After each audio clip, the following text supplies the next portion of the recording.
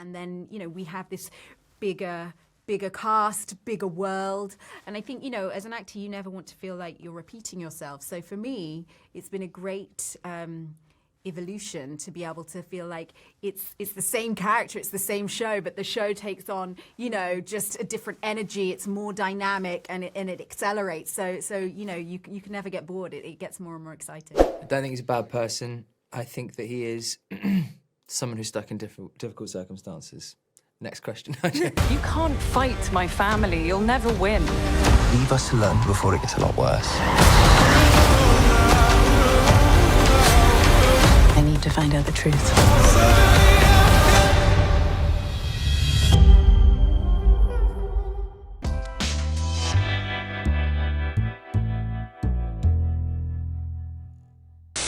Alex Mady, JoBlo.com. Very excited to talk to all three of you, but I do have to start. Millie, I interviewed you 11 years ago outside of London on the set of Pride and Prejudice and Zombies. So very excited to talk to you because this is, while I very much enjoyed that film, this is such a massive growth. This character is fantastic. Season is so good. What was it like playing this character? Did you feel you knew who she was from the outset, or did you feel it kind of evolved through the season? Oh, well, nice to see you again. Both. I think I kind of knew the direction that my character was going in, but then also along the way there was so many turns within the script of what the character then turned into. I think as well, when you're told the journey that your character is going to go on, you're never aware until you're on the day in the scene with the other characters, and a scene can take on a whole different life than something that than even from reading the script. And I think from having the Huntley family all cast, and we had Phil Dunster and Jolie Richardson and Rupert Graves, and so it took on a whole new life once I was in there with those characters. And then when you've got a storyline as kind of like dark and complex as Eliza's life and the world that she is in, it kind of made for just a big melting pot of really juicy stuff to get my teeth into. So it was, very, very cool. Fantastic. Gugu, for you, this character was amazing in season 1, and it is it feels almost like a different series, but they're obviously connected. It's so different. Did you feel you knew who this character was going to be in season 2 before season 1 really started? Did that inform the journey for you? Yeah, I mean, I think I've been privileged to also be executive producer on the show. So from a really early stage, being part of the conversations with Veronica West, our showrunner, and Hello Sunshine in terms of the journey of the show. And I was always very keen from the outset that, if we were to get a second season, that it would be in London. And, for Sophie to be able to go back to her roots, to discover her past. But no, it's been a really meaty challenge. I think I love the fact that season 1 was, very much exploring Sophie's interior life, of her memories and her recovery, and figuring out who she can trust, and her sort of domestic situation with her husband and her lover and her best friend. And, I think the evolution of the character, by the time we get to season 2, she's so much more empowered. She's on a mission. It's almost like she's this undercover investigator of her own life. And so that has been really exciting to play. And then, we have this bigger cast, bigger world. And I think, as an actor, you never want to feel like you're repeating yourself. So for me, it's been a great evolution to be able to feel like it's the same character, it's the same show, but the show takes on, just a different energy. It's more dynamic and it accelerates. So you can never get bored. It gets more and more exciting. 100% agree. And Oliver, for you, I think I prejudged James in season 1 as to who this guy was. And I think maybe more than anybody, your character has a massive evolution going into season 2. I think very different at the end of season 2 compared to season 1. Do you think inherently that James is a good person who made bad choices, a bad person who has now become a good person? Do you kind of see there was an origin point for who he was? Well, yes. I think it's so interesting. We were talking about this earlier in interviews where someone said, oh, James was so questionable and toxic. And when we were doing sort of the season 1 press, people had only been privy to the first 2 or 3 episodes. So it was, I think all of that is a question of perspective. I've always had to kind of make a decision, and I did this right from the get-go in season 1, that I do believe James is trying his best to do good. I think he's trying his best to do the right thing, but I also think he's way out of his depth, and I think he's been dragged into a world that he never ever saw his life being, and trying to kind of come to terms with how to deal with that in the best way he can. And I don't think he does deal with it in the best ways. But I think that that's what's quite interesting about the show as a whole, is that all these characters live in this grey area where you kind of can't pinpoint someone as good or bad. Your perception of them, or how you feel about them, or your trust towards someone will constantly change. And I think that that's the kind of exciting thing. I personally believe that James is inherently a good person, but behaves badly at times. But maybe that's just rose tinted glass in my mind. Well, it's a phenomenal season. Heads and tails better than season 1. Cannot wait to see where it goes from here. Thank you so much for your time. And Millie, I'll talk to you in 11 years. Yes. Bye. Thanks all.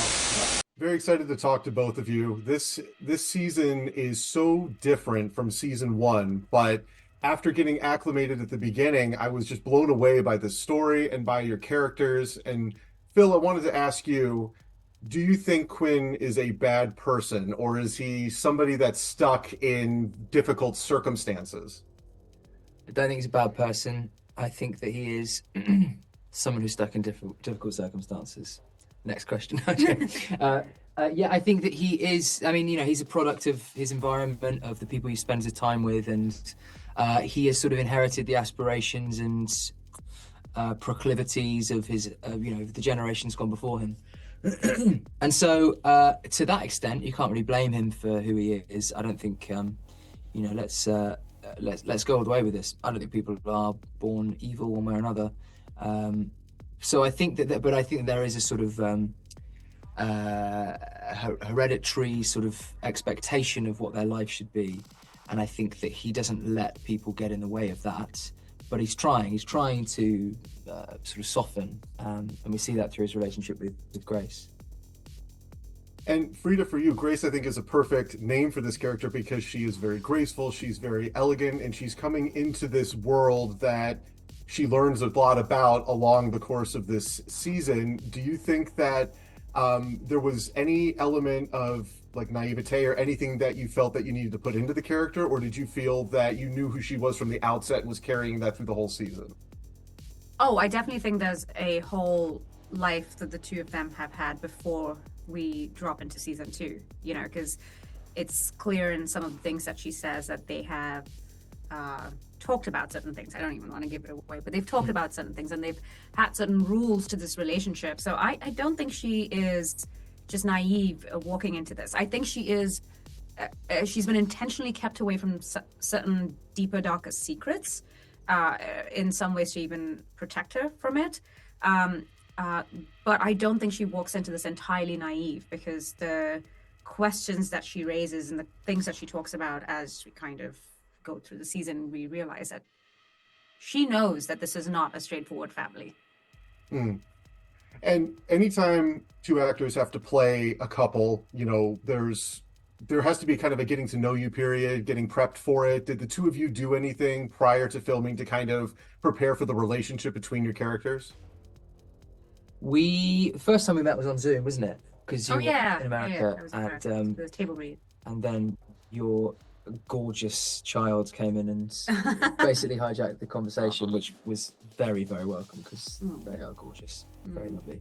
Thank you. And then we had, I think we were of a pretty similar mind in terms of breaking down who these people were. Freida's very good at looking at sort of the whole bigger picture, and then we can sort of jazz around the information that we have, and then also sort of what we want to bring to it, what feels like it makes sense, because what some of the given circumstances feels like maybe they're outdated. That sounds vague until you know what we're talking about, but like some of the sort of patterns of their relationship, the rules of their relationship, feels like maybe that's from a different era. And why is it that's changed? This is, felt like an interesting question to us, right? Yeah, absolutely. And I think, especially with a character like Grace, where, she dips in and out of the series, we don't want the audience to feel like they don't know her just because they just see her in and out. So in many ways, Phil's character is my way in, where, the things that he does to protect her, or the things that he claims that he's not telling her, or whatever it is, it just is, it becomes my in into people understanding that she's lived before the season started with him.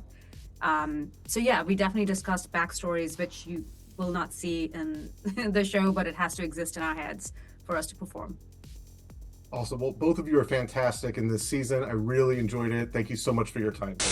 This season is so vastly different from season one, and it's I didn't know how to reconcile it at first, because it's almost like the entire story has shifted, and it was very interesting getting to know your character and seeing how Callum gets involved in the story. For you, did this feel like you were joining season 2, or did it feel like you were joining just a standalone series?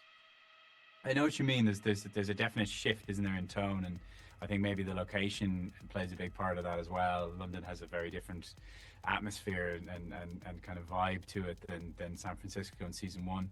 So in a sense, yes, I think a lot of it does feel fresh and very different. But obviously a lot of it is tied to that sort of dynamic and style of the first season, and her memory loss and slowly piecing it back together. So they definitely do go hand in hand, the two seasons, and they kind of complement each other well. But it's nice that it shifts as well at the same time as being similar to before, but having kind of new elements, which obviously. And I've always fascinated when actors take on roles playing a character that's in a very specific job or has a very specific motivation. Is there any sort of research you did or anything to prep for playing such an intrepid journalist, or is it something that just kind of came with what was already in the script? Yeah, so I have a good friend who's a journalist in Dublin, and then so kind of more of the sort of day-to-day stuff maybe I kind of had a chat with him about, and then I had a conversation with an investigative journalist as well, and read a lot of books by investigative journalists about their process of breaking a story and piecing it together, which I just found very, very helpful to understanding Callum, and just how, I mean, relentless you have to be to keep a story alive and pursue a story, and have that patience, and how isolating that job can be as well, because you end up being quite separate from maybe even the rest of the newsroom. In a sense, you're kind of working at times on your own. If you're lucky, you've got a spotlight team, but often that's not the case. You are really just kind of grafting away, looking for sources, trying to draw them out. So I think that definitely fed into Callum's character, in the sense that he is quite an isolated figure at times. And obviously in this show, it's very hard to know who to trust. And that can be the same as well with his line of work. And with subject matter material that is in the story, it's pretty heavy, it's emotionally pretty weighty stuff. What was it like kind of between takes? Was it a light set? Was there a lot of fun to be had, or was everybody just kind of in the zone with what was going on? Obviously, if it's a very heavy scene, and you have to kind of try and stay in that energy a bit, but there was a great dynamic. There's a great kind of very nice warm atmosphere on set. The whole crew, first AD on down, were all really, really lovely. So the spirits always stay quite high, and but obviously when it came to crunch time on a couple of scenes, yeah, you try and stay in that mode. Particularly Callum, because he's got a harder shell than I do, so it's important not to lose that between takes, and to try and keep that a bit. And obviously no spoilers, don't want to give anything away. Do you know what is in store for your character possibly beyond this season? Is that something that you've even discussed anything with Lauren or anybody like that? I think after all the sort of delays of filming and you know, we're just delighted to get this season out finally, because it was a long process, and you know, we started filming a long time ago, it feels, because of the break with the strike and everything. So I think we're just focused on getting this out. It's such a new dynamic and shift from the first season as well. So we just want to see how it goes with the audience and you know, if they take it on board. Awesome. Well, it's a fantastic season. Really loved your character. Thank you so much for your time today. Thanks very much. Appreciate it. They're lying. My mum was there too. I have something I was wondering if you could look into. What do you remember about your mother? I think the Huntleys were involved with her death. Very excited to talk to both of you. Veronica, I have to ask, did you know this is where season 2 was going to be going in season 1? Because I knew, obviously, with the end of the first season, we were going to be seeing Sophie going in another direction. I was not prepared for where this goes. It blew me away this season. It's so incredible. But how far in advance did you know this is where things were going?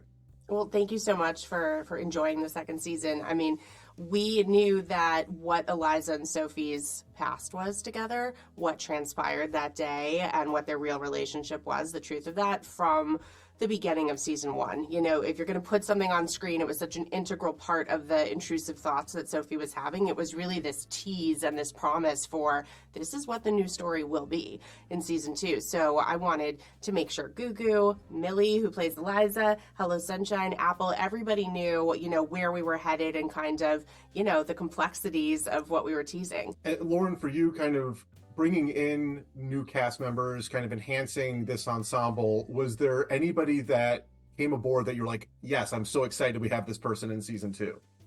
Well, I mean, to be honest, everyone. Like, it was just an unbelievable thing to be part of the casting process, because you cast Phil Dunster and you're like, whoa, that's incredible. And then you get Freida Pinto and you're like, whoa, that's incredible. And then you're like, Jolie Richardson, Rupert Graves. Oh my gosh, how are we here? Like, this was just, I think it's such an exciting part of the process to see things go from the page to the screen, and the casting is always so magical. I mean, I remember we were talking earlier today about like Oliver Jackson-Cohen's audition and just watching it and going, oh, he's James, you know, that you imagine something in your mind, and then these brilliant actors bring the characters to life in such exciting ways. And I think this season is so full throttle. It really pushes us into thriller territory, and each of the actors is so dimensional and so interesting, and they give such nuanced performances that you truly don't ever really see the twists and turns coming, and they come pretty consistently, which I think is really a fun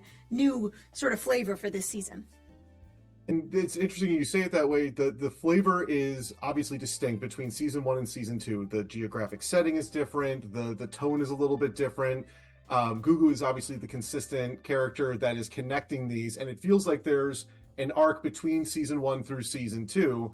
Veronica, for season 3, if we move to that point, is it going to be another massive shift, or do you think it's going to be more of a natural progression of the story? Well, I think it's fair to classify season 2 as a bit of a reboot of the show. You know, I think season 1 laid this beautiful foundation of Sophie's character and had an intimacy to it about her marriage and her friendships. And after having the chance to sit down and watch the season and really say, okay, what are our strengths here? You know, how can we take this show to the next level? We were really given the freedom to do that by Apple and Hello Sunshine, to kind of reinvent what we wanted to do and just take it to the next level. And I'm really proud of what we accomplished. I feel like it's entertaining and it's fast paced, and it allows the twist to just come naturally and keep coming, and is not afraid of, okay, well, what happens after that? You know, the big twist in the middle of the season, we could have easily saved for the end of the season, and instead we pulled it up halfway thinking there's so much story to tell after that. And Lauren, do you think that fans of season 1 are going to be prepared for what they see in season 2, or do you think this is going to knock them for a loop? I hope it knocks their socks off, to be honest. I mean, I think if you watch the first season, you are emotionally invested in Sophie and probably also James, right? And you've gone on this sort of slow burn journey that's a mystery and it's a drama and it's so compelling and you're so invested, and then all of a sudden we're going to bring you to London with us, and we're going to put our foot on the gas, and we're going to take you for an incredible ride. And I really do think it is just that. I think Sophie finds herself in over her head. I think James shows up as this agent of chaos, and, you know, he's really making her life hell, and she sort of doesn't know where to turn, and she doesn't know who to trust. And I think if you're emotionally invested in her, you're going to love it. And I think if you didn't watch the first season and you don't really know Sophie, one of the things that I'm proudest of is, you know, we've had a lot of audiences that have watched the second season that hadn't seen the first, and it doesn't really feel like there's a barrier of entry for those audiences. It feels like people are equally exhilarated to just dive into the second season, and so we're happy to invite them to do just that. Awesome, 100% agree. Thank you so much for your time. Great, fantastic season. Really enjoyed talking to you. Thank you so much. I Same. appreciate Thank that. you. Thank you for clicking on our video, everybody. If you like what you saw here, please make sure you like the video and subscribe and share with your friends who like this sort of content. JoBlo remains an independent company, and we appreciate all of your support.